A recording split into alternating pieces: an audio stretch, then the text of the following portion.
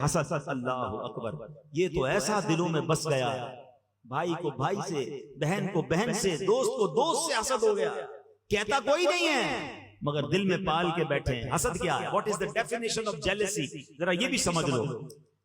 حسد کہتے ہیں کہ بندہ کسی کی نعمت دیکھ کر یہ تمنا کرے کہ یہ نعمت اس سے چھن جائے اور مجھے مل جائے، اور اگر مجھے نہ ملے تو کم از کم اس کی تو برباد ہو جائے۔ اب آپ سوچیں اس کا دل کتنا گندا ہے کہ کسی اپنے مسلمان بھائی کی نعمت دیکھ کر اسے تکلیف ہو رہی ہے۔ اچھا اس میں پتہ یہ کتنا بڑا گناہ ہے۔ حدیث پاک میں آیا کہ حسد وہ بیماری، حدیث کا مضمون ہے، جو ایمان کو مونڈنے والی بیماری ہے۔ حسد ایمان کو ایسے برباد کرتا ہے جیسے سرکہ جو ہے وہ شہد کو برباد کرتا ہے۔ سرکے کو شہد میں ڈالے شہد خراب ہو جائے، فرمایا ایمان ایسے خراب ہو جائے گا جس کے دل میں حسد ہوگا۔ اللہ اکبر۔ فرمایا حسد نیکیوں کو ایسے کھا جاتا ہے جیسے آگ لکڑیوں کو کھا جاتی ہے۔ سردیوں میں لکڑیاں جلاتے ہو نا، کیا ہوتا ہے تھوڑی دیر کے بعد؟ لکڑیاں ختم، خاک۔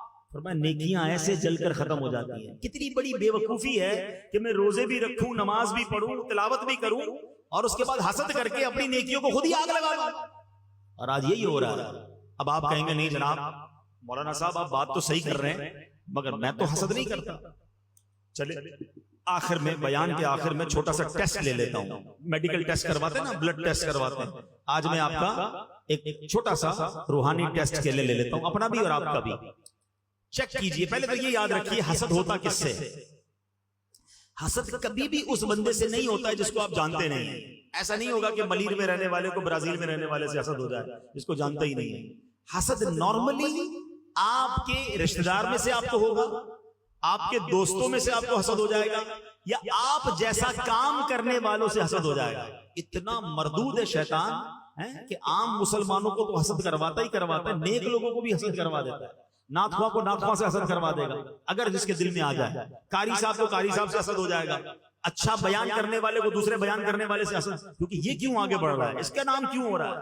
ٹھیک ہے، تو اب پہلے چیک کیجئے کہ آپ کے دوستوں میں سے، رشتہ داروں میں سے، یا آپ جیسا کام کرنے والوں میں کوئی بندہ ایسا ہے، یہ پہلا ٹیسٹ دے رہا ہوں، پہلا سوال، کوئی ایسا ہے کہ جب بھی اس کو کوئی نعمت ملتی ہے آپ کو تکلیف ہوتی ہے؟